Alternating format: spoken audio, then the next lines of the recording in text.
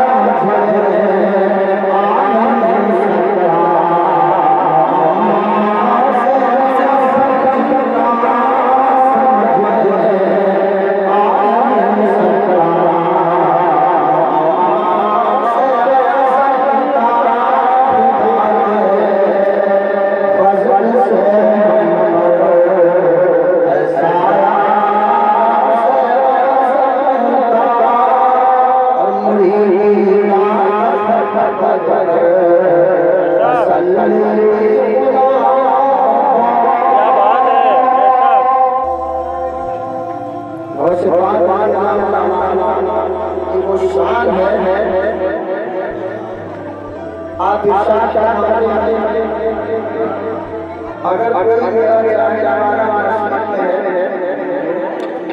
और के साथ वो मुझे निकालता है मदद के लिए मगरिब में परेशानी मदद के लिए निकालता है शुमार बहुत से दुनिया के किसी कोने में मेरा चाहने वाला मोहब्बत के साथ परेशानी में मुझे निकालता है और मुझे परवरदिगार ने वो ताकत और कुव्वत दे रखी है और उसकी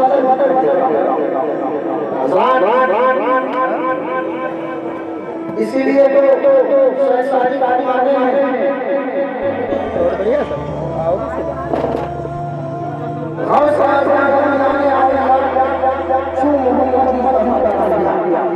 यानी जो मकान समान और तमाम रसूलों में परवरदिगार वैसे ही दुनिया के तमाम औलिया में सबसे ऊंचा मकाम अगर खुदा ने दिया है तो शायद कहना है दुनिया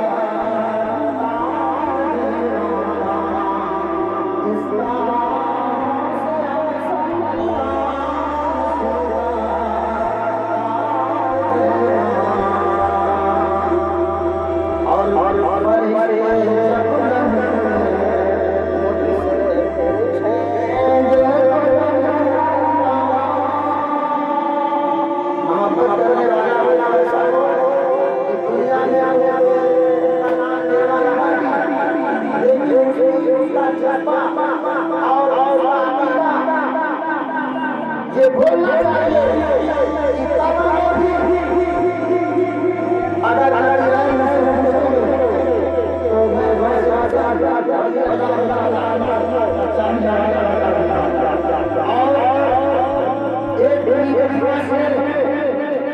जो सरकार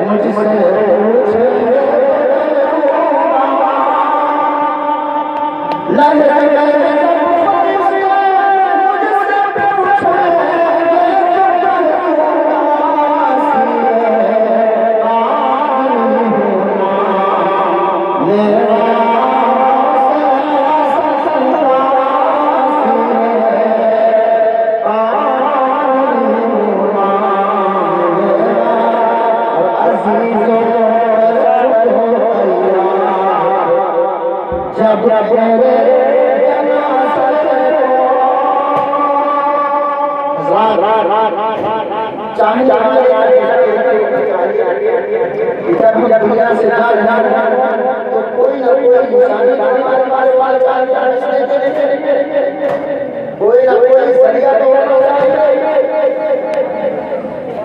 इंसान दुनिया में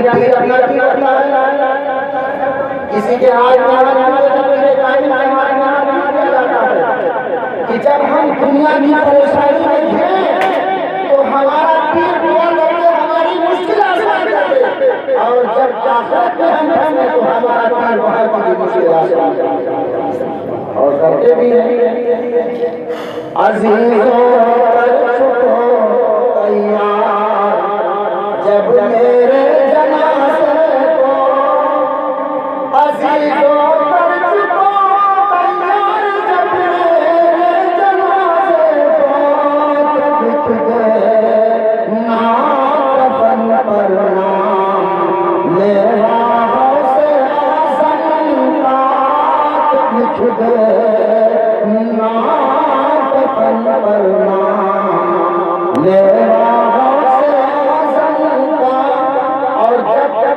दुनिया में मुसलमान इतने सच्चे दिल से अकीदत रखता है, मोहब्बत रखता है और चाहता है तो उसका दावा सुनो, उसको ये यकीन है कि दुनिया में हम खताकार को हैं, गुनहगार को हैं, हमने बड़े बड़े गुनाह किए, सर से लेकर पैर तक हम मुनाफिस हैं, लेकिन हमें नाज है गरीब नवाज पर, हमें नाज है सरकार पर, हमें नाज है अपने पीर पर। अगर पीर हमारा दुआ कर देगा तो गरीब नवाज भी मदद कर देंगे, पीर दुआ कर देगा तो आज़म भी मदद कर देंगे, पीर दुआ कर देगा रसूल आज़म मदद कर देंगे। आप यकीन बताइए ये नमाज के जरिए से बंदा अल्लाह का नूर हासिल कर लेता है, और अल्लाह फरमाता है कि जब मेरा नूर हासिल कर लेता है तो मैं उसका हाथ बन जाता हूँ जिससे वो काम करता है, मैं उसका पैर बन जाता हूँ जिससे वो चलता है, मैं उसकी ज़बान बन जाता हूँ जिससे वो बोलता है, मैं उसकी आँख बन जाता हूँ जिससे वो देखता है, मैं उसका कान बन जाता हूँ जिससे वो सुनता है। उलमा फरमाते हैं अल्लाह ताला तमाम आज़ाए जिस्मानी सिफात है, न उसका हाथ है, न पैर है, न कान है, न आँख, लेकिन उलमा फरमाते हैं सुनो, जब अल्लाह से बंदा मोहब्बत करता है, अल्लाह का कुर्ब हासिल कर लिया करता है, तो उसके हाथों में परवरदिगार को ताकत दे दिया जाता है कि हाथ को वली का होता है, लेकिन काम करने की सलाह अल्लाह दे देता है, पैर को वली का होता है, चलने की ताकत अल्लाह दे दिया करता है, काम को वली का होता है, सुनने की सलाहियत अल्लाह दे दिया करता है, ज़बान को वली की होती है, बोलने की ताकत अल्लाह दे दिया करता है, और आँख को वली की होती है, देखने की ताकत अल्लाह दे देता है। इमाम फखरुद्दीन राज़ी रहमतुल्लाह अलैह बड़े बड़े हस्ती के आलिम दीन, और जब उनका निजात का करीब आया तो शैतान आया। कुरान में आया है शैतान इंसान का खुला हुआ दुश्मन है। आज जब हम जानते हैं कि हमारा खुला दुश्मन है, रास्ते में हमारे सामने आ रहा है तो हम रास्ता बदल देते हैं। लेकिन जो हमारा सबसे बड़ा दुश्मन शैतान है, उससे भागने की कोशिश नहीं करते। नमाज से रोक रहा है, कुरान की तिलावत से रोक रहा है, अच्छे काम की तरफ कदम बढ़ रहा है, उसने रोक दिया। लेकिन जो सच्चा और पक्का मुसलमान होता है, जिसने पीरे कामी के हाथ दे दिया, सच्ची मोहब्बत के गरीब नवाज से, सच्ची मोहब्बत के रोज़े आज़म सरकार से, सच्ची मोहब्बत के अपने पीर से, तो फानूस बन के जिसकी हिफाजत हवा करे, फानूस बन के जिसकी हिफाजत हवा करे, वो शम्मा क्या बुझे जिसे रोशन खुदा करे। और नूर है शम्मा इलाही को बुझा सकता है कौन? नूर है शम्मा इलाही को बुझा सकता है कौन? जिसका हामी है खुदा उसको बुझा सकता है। तो इमाम फखरुद्दीन राज़ी निज़ाम का करीब आया तो शैतान आगे से कहने लगा कि फखरुद्दीन राज़ी बड़े आलिम हो और बड़ा अच्छा इल्म है, अल्लाह का खुद तुम्हें पा लिया है, लेकिन मेरे सवाल का जवाब दे सकते हो? उन्होंने कहा बोलिए क्या सवाल है आपका? तो शैतान ने कहा कि जिस खुदा की वहदानियत पे तुमने पूरी जिंदगी डंके बजाए, क्या तुम जानते हो खुदा एक है? हाँ, आपने कुरान की आयत में कुल हु अल्लाहु अहद, अल्लाह के रसूल सल्लल्लाहु अलैहि वसल्लम से अल्लाह ने कहा कि आप फरमा दीजिए कि अल्लाह एक है। दलील वो भी तो मुअल्लिमों ने जुड़ा है शैतान। तारीख में आया है 360 दलीलें इमाम फखरुद्दीन राज़ी रहमतुल्लाह अलैह जिस वक्त निज़ा की कैफियत आपने आपने 360 दलीलें अल्लाह की वहदानियत पे दी। बाद में ख्याल आया, अपने पीर मुर्शिद को पुकारा, इमाम नजमुद्दीन कुबरा रहमतुल्लाह अलैह जो बड़ी दूर दराज मकाम पे वुज़ू फरमा रहे थे, आप वुज़ू कर रहे थे, और जैसे ही मैंने कहा ना कि जब सच्चा मुरीद सच्चे पीर को, पीरे कामिल को दुनिया की मुश्किल में पुकारता है तो पीर वही है अपने मुरीद की मदद करे, परेशानी को दूर करने के लिए रब से दुआ करें तो उसकी परेशानी दूर हो जाए। पुकारा तो सैकड़ों मील की दूरी पे आपने पीर मुर्शिद नजमुद्दीन कुबरा के उन्होंने सुन लिया।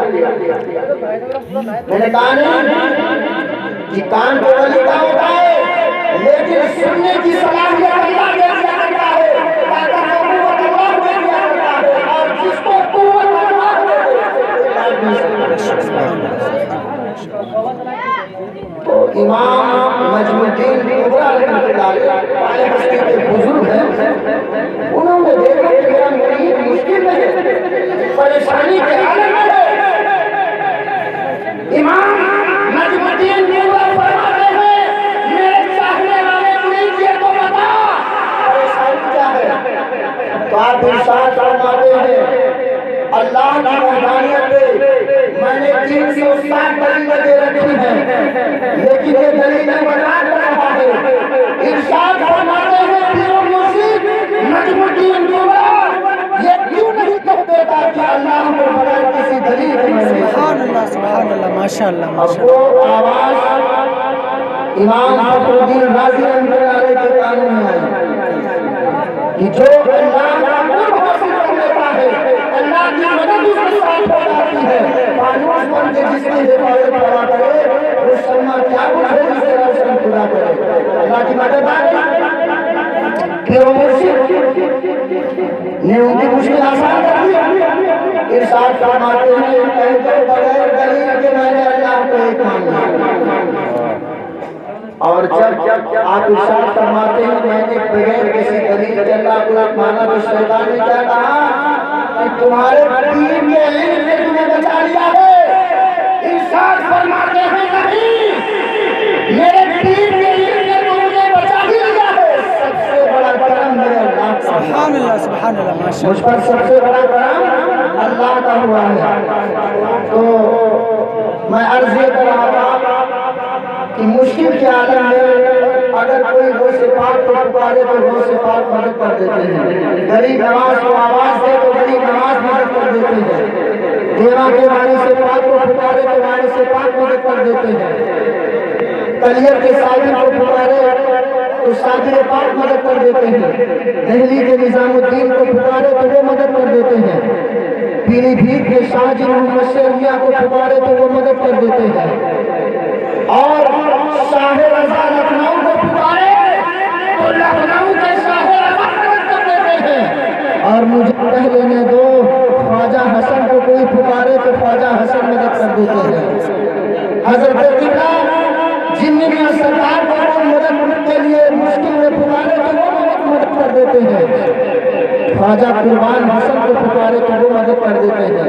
पीरो मुर्शिद ख्वाजा मोहम्मद इमरान हसन को कोई पुकारे तो वो मदद कर देते हैं। जब उनके देते हैं शाहाने ज़माना की झोली, जब उनके भर देते हैं शाहाने ज़माना की झोली। मुहताज का जब ये आलम है, मुख्तार का आलम क्या?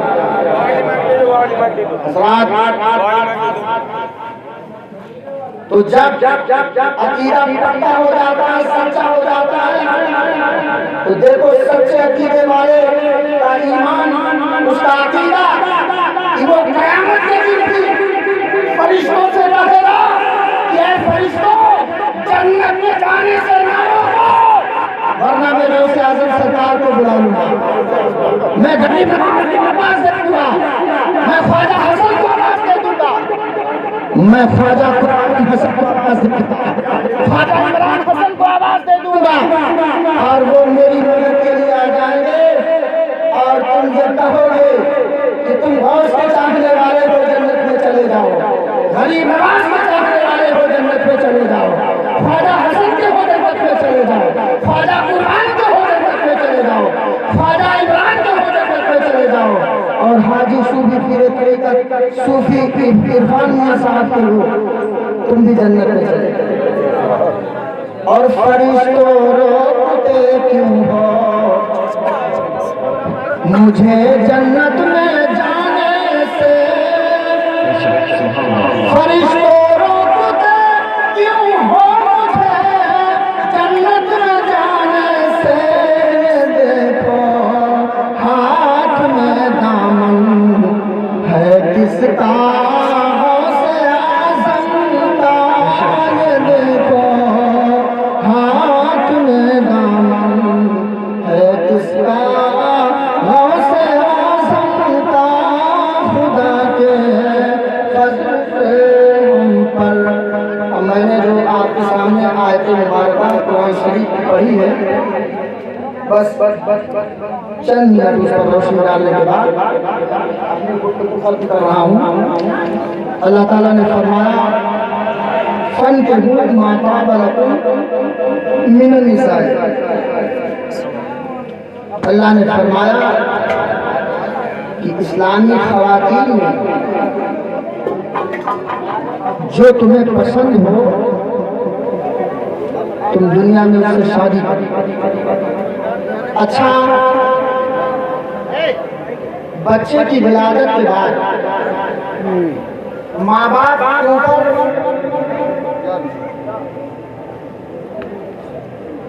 क्या जरूरी होता है कि जब बच्चे की पैदाइश हो तो सबसे पहले उसके दाहिने कान में अजान दी जाए और बाएं कान में तकबीर। ये हो गया। दूसरे, जब बच्चा या बच्ची 7 दिन का हो जाए तो उसका अकीका कर देना चाहिए।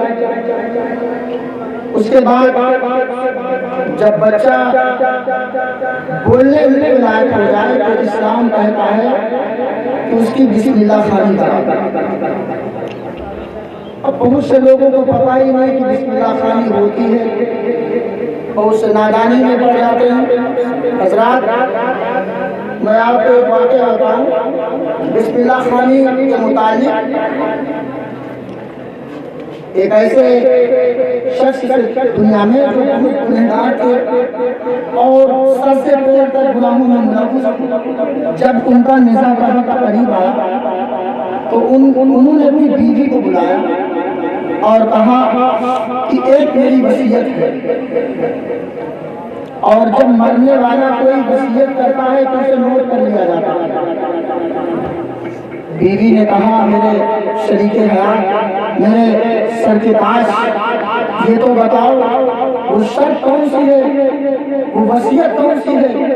आप इरशाद फरमाते हैं कि जो तुम्हारे शिकन में बच्चा पल रहा है, जब उसकी विलादत हो जाए और वो बोलने के लायक हो जाए तो उस बच्चे को पहली फुर्सत में अल्लाह का कलाम यानी कुरान मजीद की तालीम करें।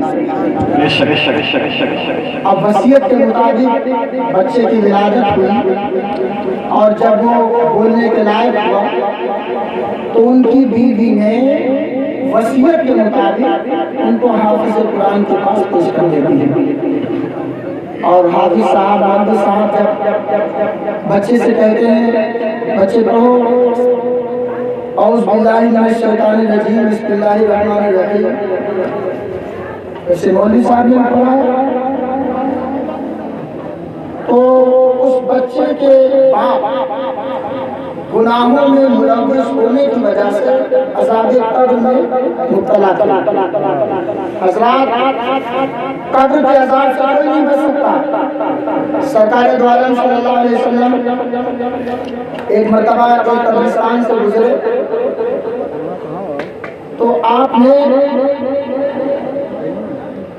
दो शाखें पेड़ से ली और दोनों कब्रों पे नस्ब कर दिया। सहाबा ने पूछा, या रसूल अल्लाह, माजरा क्या है? इरशाद फरमाते हैं कि इन दो कब्रों पर अज़ाब हो रहा है। सहाबा ने पूछा कि ये दुनिया में कौन से गुनाह करते थे जिस वजह से इन पर अज़ाब हो रहा था? तो आप इरशाद फरमाते हैं कि इनमें से एक कब्र वाला दुनिया में जब पेशाब करता था तो पेशाब की छींटों से नहीं बचता था, और एक शख्स मुसलमानों की जीवत से नहीं बचता था। सरकार फरमाते हैं, मैंने हरी शाख इसलिए कब्र पर लगा दी कि जब तक ये शाख हरी रहेगी तब तक उनका अज़ाब हल्का होता रहेगा। तो कब्र में अज़ाब तो होना ही है। अगर दुनिया में अच्छे काम किए हैं तो कब्र जन्नत की क्यारियों में से क्यारी है, और अगर दुनिया में गुनाह किए हैं तो जहन्नम के गड्ढे में से हज़रात, मैं एक दिन एक रिसाला पढ़ रहा था, उसमें आया कि एक कब्रिस्तान में एक ऐसा भी शख्स था कि जो बड़े अज़ान में मुब्तला था। एक अल्लाह वाले ने ख्वाब में देखा, एक अल्लाह वाले का गुज़र हुआ तो पूछा कि भाई तुम पे अज़ाब क्यों हो रहा है? तो जो वो काम करते थे बता दिया। दूसरे दिन ख्वाब में देखा कि वो शख्स बड़े आराम में, बड़े सुकून में। आपने पूछा, भाई इतनी जल्दी इतना बड़ा आराम, इतना बड़ा सुकून और इतने बड़े हसास नजर आ रहे, वजह क्या है? तो उसने जो बताया तो आप भी सुनेंगे तो आपका ईमान ताज़ा हो जाएगा। उसने कहा, कोई बड़ी बात नहीं है, बात यह है कि एक अल्लाह वाले को दुनिया वालों ने कल कब्रिस्तान में दफन किया है। उस अल्लाह वाले की निस्बत से अल्लाह पाक ने 40 आगे के, 40 पीछे के, 40 दाएं के, 40 बाएं के मुर्दों का अज़ाब उठा लिया है। 40 में से मैं भी था।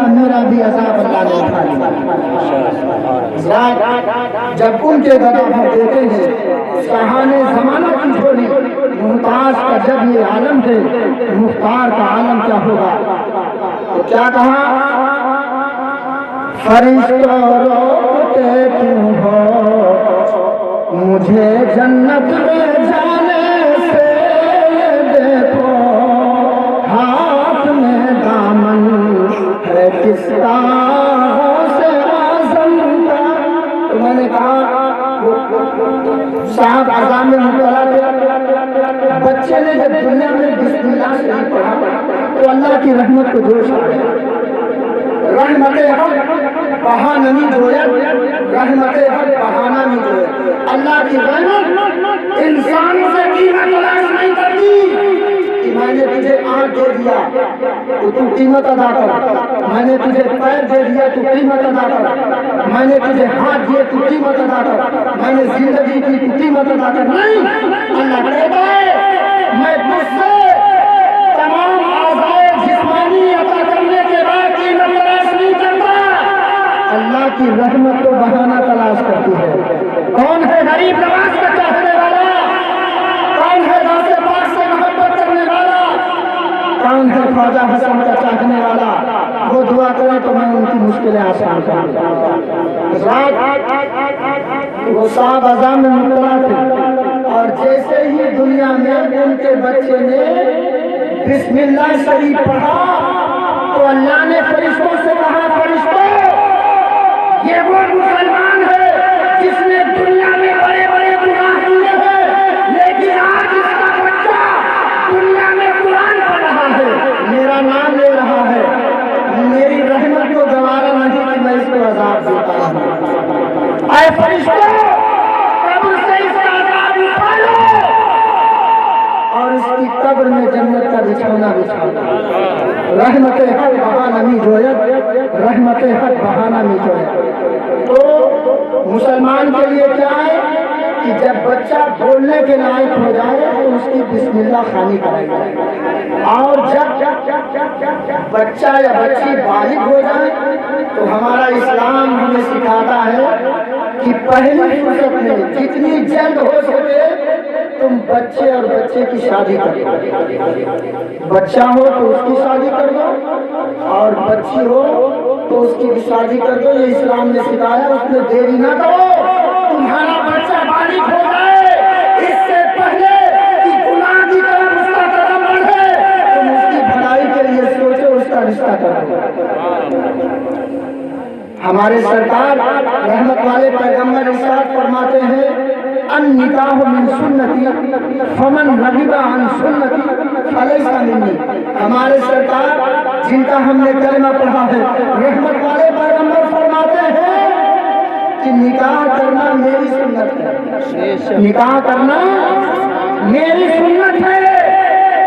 और ये भी सरकार फरमाते हैं कि जो एक सुन्नत को जिंदा करता है तो सुन्नत को जिंदा करने के सदके में अल्लाह ताला उसे 100 शहीदों के बराबर सवाब और साथ ही साथ अल्लाह के रसूल ये भी इरशाद फरमाते हैं, फमन रगिबा अन सुन्नती फलैसा मिन्नी।